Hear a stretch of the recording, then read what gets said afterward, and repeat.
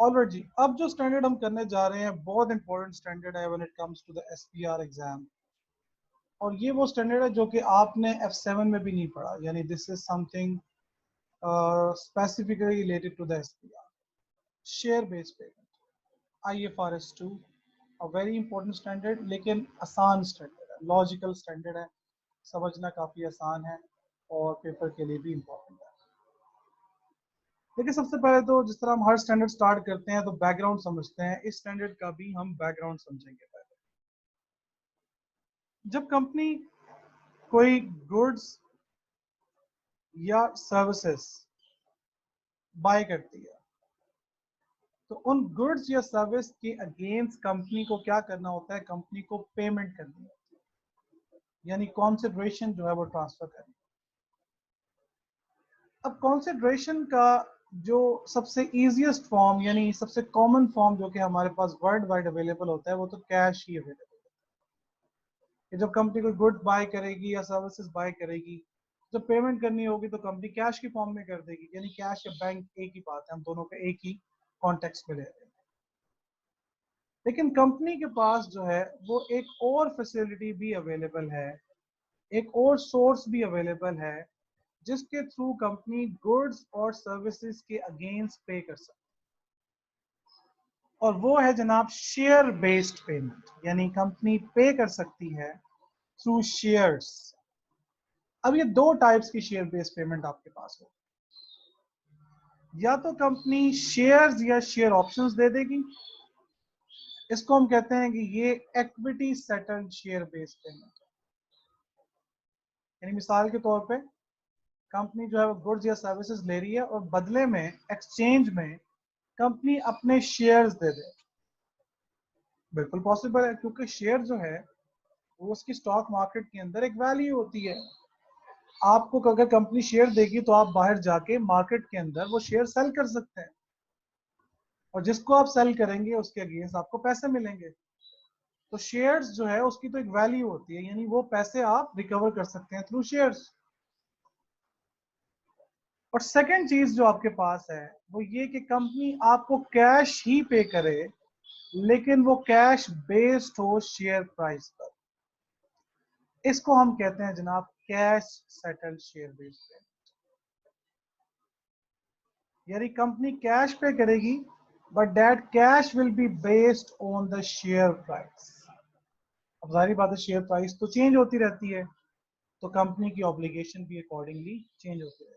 ये जो पहली मैंने आपको ऑप्शन बताई है equity settle share based payment, यहाँ पे कोई लायबिलिटी इन्वॉल्व नहीं है, ऑब्लिगेशन इन्वॉल्व नहीं, क्योंकि कंपनी जो है बस शेयर या शेयर ऑप्शंस दे देगी आपको। अब वो आपका काम कि आप उसको जाके किस तरह रियलाइज करते हैं। लेकिन ये जो सेकंड ऑप्शन है जिसमें कंपनी जो है वो कैश पे कर रही है based on the share price, ये कंपनी की एक लायबिलिटी होती है। सो ये बात याद रखें कि जब कंपनी शेयर बेस्ड पेमेंट कर रही है तो कंपनी किस चीज के अगेंस्ट करेगी, गुड्स या सर्विस के अगेंस्ट। और गुड्स या सर्विस कंपनी के लिए क्या होता है, एक्सपेंस होता है। तो डेबिट हो जाएगा प्रॉफिट और लॉस, या इसको हम सिंपली यू भी कह सकते हैं शेयर बेस्ड पेमेंट एक्सपेंस।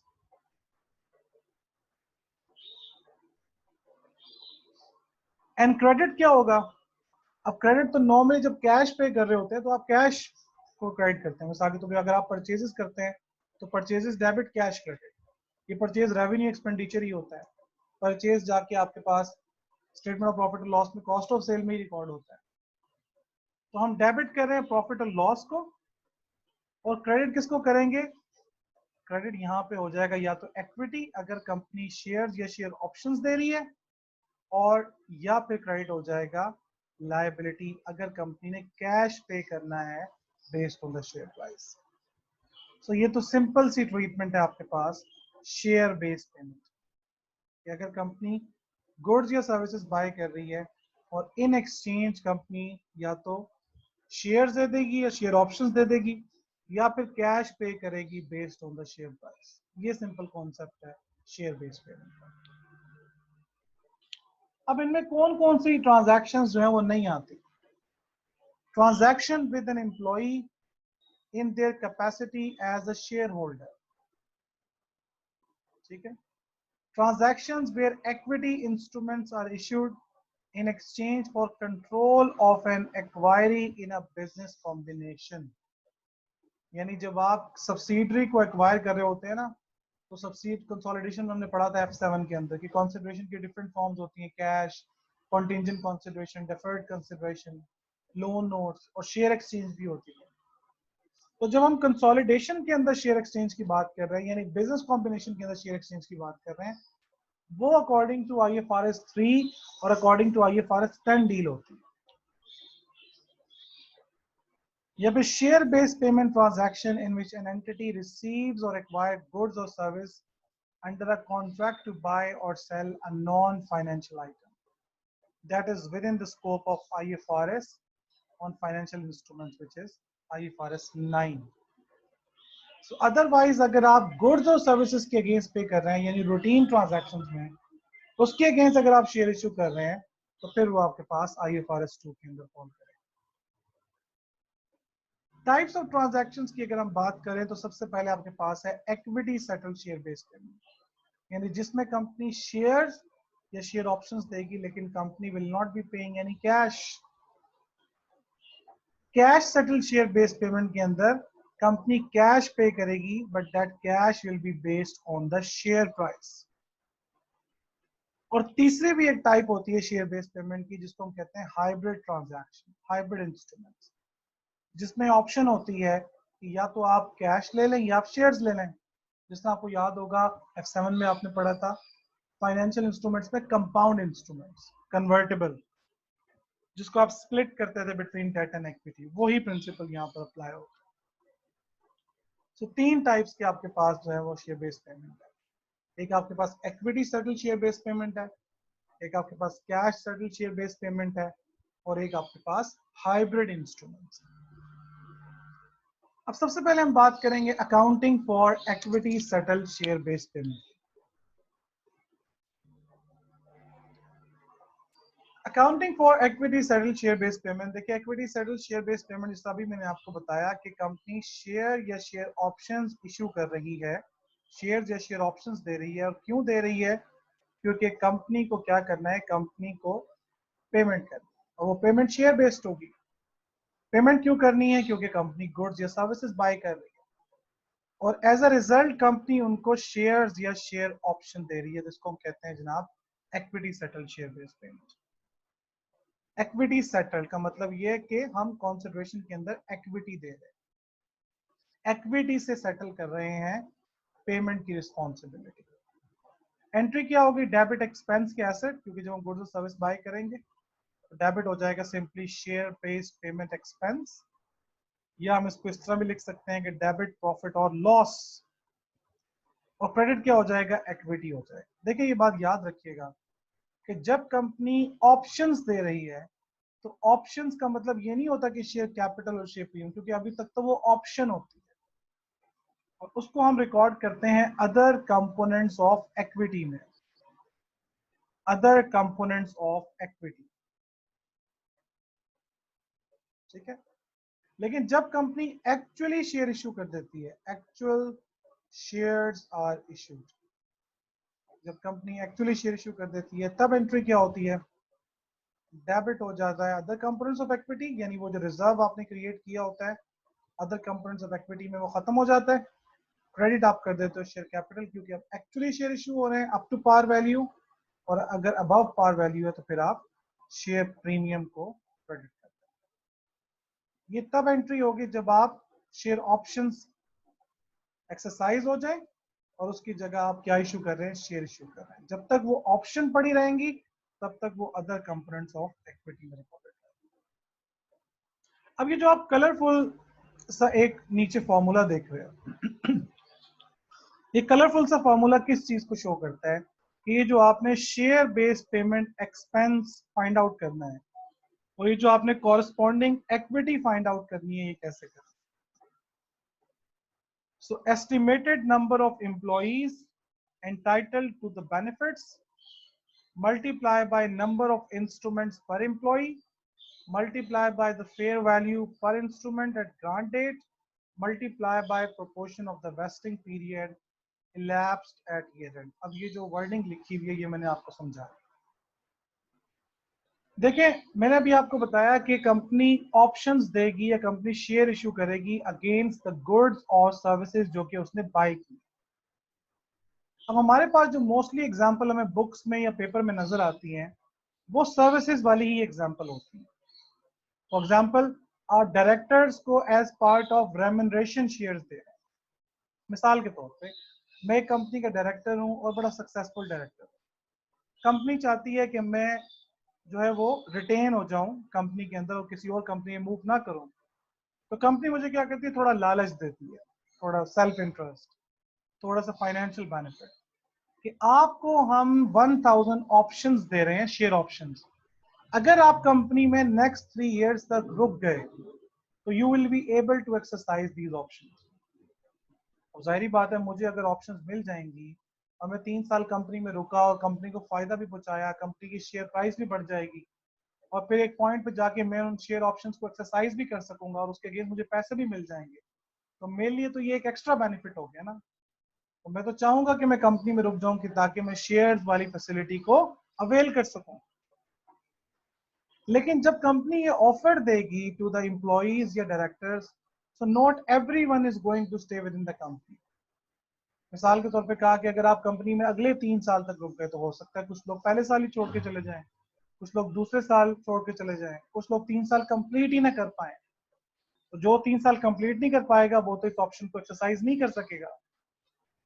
सो इसलिए हमें कैलकुलेट करना होता है number of rights expected to vest, number of rights expected to vest, ये हमें कैलकुलेट करना होता। Number of rights expected to vest कि कितने नंबर ऑफ एम्प्लॉइज हैं जो एस्टिमेटेड हैं कि वो कंपनी में स्टे करेंगे। अब ये कौन डिसाइड करेगा? फाइनेंस डायरेक्टर एक एस्टिमेट करेगा कि यार इतने लोगों को ये ऑप्शंस दी गई है, इतने लोग हो सकता है पहले साल छोड़ जाएं, इतने लोग हो सकता है दूसरे साल छोड़ जाएं, इतने लोग हो सकता है तीसरे साल छोड़ जाएं। तो जो बच जाएंगे उनकी बेसिस पे आप कैलकुलेशन करें। सो कैसे कैलकुलेट होते हैं ये number of rights expected to vest? Number of employees को सिंपली, नंबर ऑफ एम्प्लॉइज जो कि एस्टिमेटेड है कि स्टे करेंगे, उसको सिंपली आप मल्टीप्लाई कर दें number of employees expected to stay यानी expected to meet the criteria, उसको सिंपली मल्टीप्लाई करते हैं options given to each employee. तो जब आप ये कैलकुलेट कर लेंगे तो आपके पास क्या निकल आएगा? Number of rights expected to vest. इसको मल्टीप्लाई करेंगे fair value of the share at grant date पे। और अगर हमारे पास इवन 3 सालों की कैलकुलेशन है तो तीनों साल में हम यही लेंगे fair value at grant date, क्योंकि equity settle share based payment में कंपनी की कोई रिस्पॉन्सिबिलिटी नहीं है कैश पे करने की। कंपनी ने सिर्फ शेयर या शेयर ऑप्शंस दे दिए, अब बस बात खत्म। तो इसलिए जो ग्रांट डेट पर यानी जिस दिन शेयर्स या शेयर ऑप्शंस दी जा रही हैं उस दिन जो शेयर की वैल्यू होगी वही हम कैलकुलेशन के लिए यूज करेंगे और मल्टीप्लाई करेंगे किस चीज के साथ? Proportion of vesting period. अब जरा देखें, अगर मैं number of rights expected to vest यानी कितने राइट्स अवेल किए जाएंगे इसको मैं मल्टीप्लाई कर दूं fair value at grant date के साथ, तो ये जो टोटल फिगर निकल आएगी कि टोटल हम डायरेक्टर्स को या एम्प्लॉइज को या ऑफिसर्स को कितना पे कर रहे हैं। लेकिन हो सकता है जैसा मैंने अभी आपको एग्जांपल दी, कंडीशन 2 years के लिए हो, 3 years के लिए हो कि आपको 3 साल कंपनी में रुकना है, 2 साल कंपनी में रुकना है, तो फिर उसके अकॉर्डिंगली हमने एक्सपेंसेस को अपोर्शन करना है। पहले साल की कैलकुलेशन में करेंगे फॉर एग्जांपल 1/3, अगर 2 साल की है तो फिर 1/2 कर लेंगे, दूसरे साल होगा 2/3 और तीसरे साल 3/3। क्योंकि अगर हम number of right expected to vest को फेयर वैल्यू से मल्टीप्लाई करें तो टोटल एक्सपेंस निकल आएगा और 3 सालों का एक्सपेंस हम एक साल में तो रिकॉर्ड नहीं कर सकते एक रूल कॉन्सेप्ट के मुताबिक, हमें तो इंडिविजुअल पर ईयर एक्सपेंस चाहिए, तो फिर हम उसको हर साल फ्रैक्शन से मल्टीप्लाई करेंगे 1/3 2/3। अगर ये तो मैं अज्यूम कर रहा हूँ 3 साल की कैलकुलेशन है, 2 साल का वेस्टिंग पीरियड है तो फिर 2 साल की कैलकुलेशन है, 4 साल का है तो फिर 1/4 फिर 2/4 3/4 और 4/4। अच्छा, अब ये जो हमने मेजरमेंट्स करनी है, यानी हमने तो एक एस्टिमेट ही लेना है ना कि कितने लोग जो है वो कंपनी में क्या करेंगे, स्टे करेंगे। ये कंपनी का एक एस्टिमेट होगा। The entity measures the expense using the method that provides the most reliable information. Direct method use the fair value of the goods or services received. यानी आप देखो ना यार, आप एक्सपेंस रिकॉर्ड कर रहे हो, आप एक्सपेंस रिकॉर्ड कर रहे हो, तो जब आप एक्सपेंस रिकॉर्ड करोगे तो गुड्स और सर्विस का ही एक्सपेंस रिकॉर्ड करना है ना आपने, क्योंकि आप उसी के अगेंस्ट पेमेंट कर रहे हो। तो जितनी वर्थ की गुड्स और सर्विस आपको रिसीव हो रही है उसकी वर्थ ले लो, सिंपली आपके पास क्या आ जाएगा, वो फिगर आ जाएगी। Use the fair value of the goods and services received, ये डायरेक्ट मेथड है। दूसरा मेथड है आपके पास indirect method, by reference to the fair value of the equity instrument, जिस तरह हम शेयर की प्राइस ले रहे हैं। अब ये बात याद रखिएगा कि इक्विटी सेटल में तो आप कंपनी शेयर्स या शेयर ऑप्शन दे देती है, तो हमेशा हम fair value at grant date लेंगे। लेकिन कैश सेटल के अंदर कंपनी को कैश पे करना होता है बेस्ड ऑन शेयर प्राइस, और हर साल शेयर की प्राइस वेरी करेगी। तो कैश सेटल के अंदर हमेशा हम fair value at each reporting date लें। तो बस ये दोनों में फर्क याद रखना है। डायरेक्ट मेथड के अंदर तो हम डायरेक्टली गुड्स या सर्विसेज की जो कॉस्ट है वही ले लेंगे, वही एक्सपेंस बन जाएगा। इनडायरेक्ट मेथड पे हम फेयर वैल्यू के थ्रू, ये इनडायरेक्ट मेथड यूजली यूज होता है, fair value of the options या fair value of the shares के थ्रू एक्सपेंस और लायबिलिटीज और इक्विटी को कैलकुलेट करें। आगे चलते हैं। Allocating the expense to the reporting period. देखिए अभी मैंने आपको एक बात समझाई कि जब हम number of right expected to vest को मल्टीप्लाई करते हैं फेयर वैल्यू के साथ, तो वो तो आ जाता है पूरे 3 सालों का या पूरे 2 सालों का एक्सपेंस। और एक्रूवल्स कॉन्सेप्ट के मुताबिक हमें एक्सपेंसेस को रिकॉर्ड करना होता है कि income and expenses should be recorded in the period to which they relates. So हमें उनको प्रोपोर्शन भी करना पड़ता है, हम उसको टाइम फ्रैक्शन के साथ क्या करते हैं, मल्टीप्लाई करते हैं। इसके लिए हमें ये पता होना चाहिए कि वेस्टिंग पीरियड कितना है, वेस्टिंग कंडीशंस क्या अटैच है। वेस्टिंग पीरियड क्या होता है कि जितने साल डायरेक्टर्स को कंपनी में स्टे करना है उस ऑप्शंस को अवेल करने के लिए वेस्टिंग पीरियड है। वेस्टिंग डेट का मतलब क्या होता है, the vesting date is the date on which the counterparty becomes entitled to receive the cash or equity instruments under the arrangement। और ग्रांट डेट क्या होता है कि जिस डेट पे आपको ये ऑप्शंस वगैरह क्या की जाती हैं, ग्रांट की जाती हैं।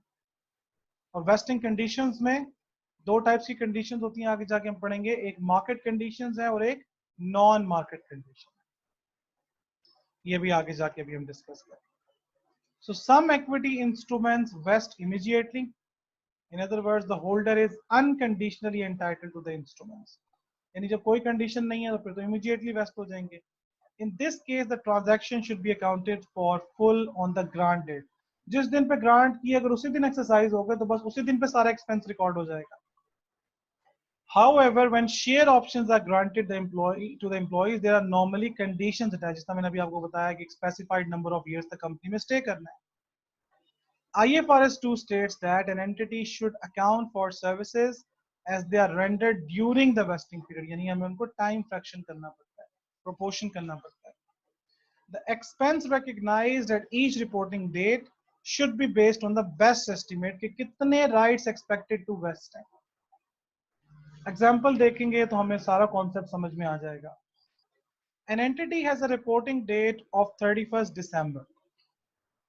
On 1st January 2001, it grants 100 share options to each of its 500 employees।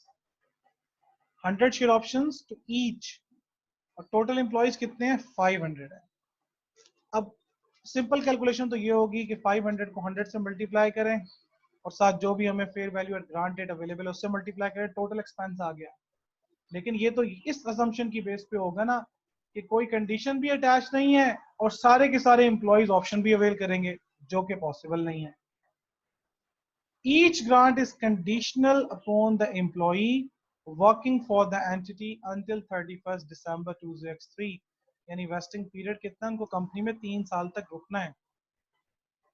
At the grant date, the fair value of each option is $15। fair value at grant date जो कि हमने यूज करनी है वो है $15।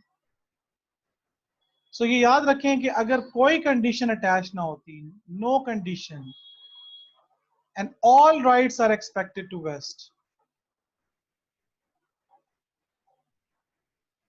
कोई कंडीशन अटैच ना होती और तमाम राइट्स एक्सपेक्टेड हैं टू वेस्ट, तो सिंपली हम क्या करते हैं, हम 500 को मल्टीप्लाई कर देते हैं 100 से और मल्टीप्लाई कर देते $15 से। लेकिन हम ऐसा नहीं करेंगे। क्यों नहीं करेंगे? क्योंकि 3 साल की कंडीशन है और फिर हो सकता है कि सब लोग इस कंडीशन को पूरा ना कर पाए।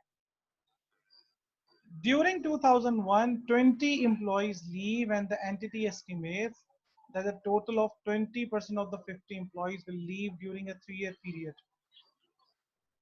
During 2002, a further 20 employees leave and the entity now estimates that only 15% of the 500 employees will leave during a 3-year period. During 20x3, a further 10 employees leave. Requirement क्या है? Calculate the remuneration expense that will be recognized in each 3 years of the share-based payment scheme. अब जरा देखें, पहले साल की जो हमने कैलकुलेशन करनी है, टोटल एम्प्लॉइज कितने हैं? 500। लेकिन क्या डाटा हमें गिवन है? The entity estimate the total of the 20% of the 500 employees will leave. तो अगर 20% छोड़ जाएंगे तो कितने परसेंट रह जाएंगे? 80% रह जाएंगे। इसको हम मल्टीप्लाई करेंगे 100 से, जो कि options given to each director है। 500 टोटल एम्प्लॉइज हैं, 80% रह जाएंगे तो 400 रह गए, multiply by 100 multiply by $15 multiply by time fraction, क्योंकि पहले साल की कैलकुलेशन है तो 1/3। दूसरे साल की कैलकुलेशन में भी 500 एम्प्लॉइज हैं। अब वो कहता है कि entity now estimate that only 15% of the 500 employees will leave. तो इसका मतलब है कि 85% रह जाएंगे। मल्टीप्लाई बाय 100 मल्टीप्लाई बाय $15 और दूसरे साल 2/3। जब हम तीसरे साल पे पहुंचेंगे तो हमें एक्चुअल डाटा अवेलेबल हो चुका है। पहले साल 20 लोग छोड़ के गए थे, दूसरे साल भी 20 लोग छोड़ के गए थे और तीसरे साल 10 लोग छोड़ के गए। तीसरे साल एस्टिमेट लेने की जरूरत नहीं क्योंकि एक्चुअल डाटा हमारे पास अवेलेबल है। Multiply by 100 multiply by $15 multiply by 3/3। So next page पे देखें, आपके पास 500 एम्प्लॉइज को 80% से मल्टीप्लाई किया, 100 से मल्टीप्लाई किया, 15 से मल्टीप्लाई किया, 1/3 से, तो पहले साल का जो एक्सपेंस आ गया वो आ गया 200,000। सो हम डेबिट कर देंगे शेयर बेस्ड पेमेंट एक्सपेंस को 200,000 से और क्रेडिट कर देंगे इक्विटी यानी अदर कंपोनेंट्स ऑफ इक्विटी को 200,000 से। दूसरे साल चूंकि हम 2/3 से मल्टीप्लाई कर रहे हैं तो आंसर आएगा 425। इस 425 के अंदर ये 200,000 भी शामिल है क्योंकि हम 2/3 कर रहे हैं ना। तो हमने सिर्फ डिफरेंस से एंट्री पास करनी है। वो कितना डिफरेंस है? 225। इससे हम एंट्री पास करेंगे, सेम एंट्री। तीसरे साल चूंकि 3/3 कर रहे हैं, उसका मतलब वैसे ही 1 होता है, इसका मतलब ये तीनों साल का पूरा एक्सपेंस आ जाएगा। इसके अंदर ऑलरेडी ये 425 शामिल है, तो हम क्या करेंगे, सिर्फ डिफरेंस लेंगे जो कि आपके पास है 250 और इस अमाउंट से एंट्री पास करेंगे। डेबिट प्रॉफिट और लॉस 250,000 और credit equity 2,50,000। This is how we are going to record the expense over the 3 years. अब हम बात करेंगे कंडीशंस की, और मैंने आपको ये बताया है कि 2 टाइप्स की कंडीशंस हैं। एक तो अनकंडीशनल आपने ऑप्शंस दे दी तो उसका मतलब है कि जिस दिन दे दी उसी दिन वो एक्सरसाइज हो जाएंगी। लेकिन जब कंडीशन आप अटैच करते हैं तो 2 टाइप्स की कंडीशन है, एक है मार्केट कंडीशन और एक है नॉन मार्केट कंडीशन। इसको इस तरह भी मैं कह सकता हूँ कि मार्केट कंडीशन एक एक्सटर्नल कंडीशन है और नॉन मार्केट कंडीशन एक इंटरनल कंडीशन। मार्केट कंडीशन का मतलब ये है कि आपने कोई कंडीशन लगाई है कि you have to take the share price up to a certain level. मिसाल के तौर पे कहा गया कि आज शेयर की प्राइस $5 है, अगर आप $15 पे ले गए अगले 2 सालों में तो फिर आप अपनी ऑप्शंस को एक्सरसाइज कर सकते। ये market condition. Non market condition क्या होती है? कोई सेल्स टारगेट्स अटैच कर दिए, परफॉर्मेंस कंडीशन इंटरनल, कोई अर्निंग पर शेयर की कंडीशन, प्रॉफिट की कंडीशन, सेल्स टारगेट की condition, number of units produce करने की कंडीशन, ये नॉन मार्केट कंडीशन है। नॉन मार्केट कंडीशन को याद रखिएगा कि अकाउंट फॉर करते हैं। Non market condition is accounted for, इसको हम अकाउंट फॉर करेंगे, इसके अकॉर्डिंगली हम जो है वो एक्सपेंस और इक्विटी रिकॉर्ड करेंगे। लेकिन मार्केट कंडीशन के बारे में स्टैंडर्ड ये कहता है irrespective of the market condition being met, आपको एक्सपेंस रिकॉर्ड करना है। क्योंकि डायरेक्टर्स प्ले कर सकते हैं, कहेंगे वो मार्केट कंडीशन मीट ही नहीं हो रही तो हम एक्सपेंस रिकॉर्ड ही नहीं करते। सो आपने क्या, स्टैंडर्ड ने इसको सिंप्लीफाई कर दिया कि मार्केट कंडीशन मीट हो या ना हो, आप एक्सपेंस रिकॉर्ड करेंगे। एग्जांपल देखते हैं। On 1st January 20x1, 100 employees were given 50 share options each. These will vest if the employees still work for the entity on 31st December 20x2 and if the share price on that date is more than $5. अब ये market condition है, इसको हमने ignore करते हैं।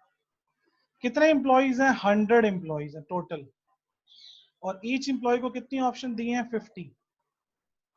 और vesting period कितना है? 2 years, कि उनको स्टे करना है within the company for 2 years up to 31st December 20x2, start हो रहा है 20x1। On 1st January 20x1, the fair value of the option was $1. ये है fair value at grant date, और यही लेते हैं हम in the calculation of equity settle. The share price on 31st December was $3, and it was considered unlikely that the share price would rise by $5 by 31st December. 10 employees left during the year ended 31st December, and the further 10 are expected to leave in the following year. How should the above transaction be accounted? So आप क्या करेंगे? आप simply लेंगे total number of employees कितने? 100, पहले साल कितने छोड़ गए? 10 छोड़ गए, और दूसरे साल में एंटिटी एक्सपेक्ट कितना करती है? छोड़ जाएंगे फर्दर 10 छोड़ जाएंगे। सिंपली लिखा हुआ 10 employees left in the year 1, 31st December 2001, and further 10 are expected to leave in the following year, यानी अगले साल। तो कितने कितने लोग एंटिटी एक्सपेक्ट करती है कि रुकेंगे 2 सालों तक? 80 लोग रुकेंगे, 80 people। Multiply by 50, multiply by $1, multiply by 1/2 पहले साल की कैलकुलेशन। so, आपके पास आंसर क्या आ जाएगा? Your answer is going to be 2000। So, इस 2000 से आप डबल एंट्री पास कर देंगे, डेबिट प्रॉफिट और लॉस, क्रेडिट इक्विटी। देखिए कहीं पर भी हमने मार्केट कंडीशन को अकाउंट फॉर नहीं किया, irrespective of the market condition being met, हमने एक्सपेंस को रिकॉर्ड कर लिया।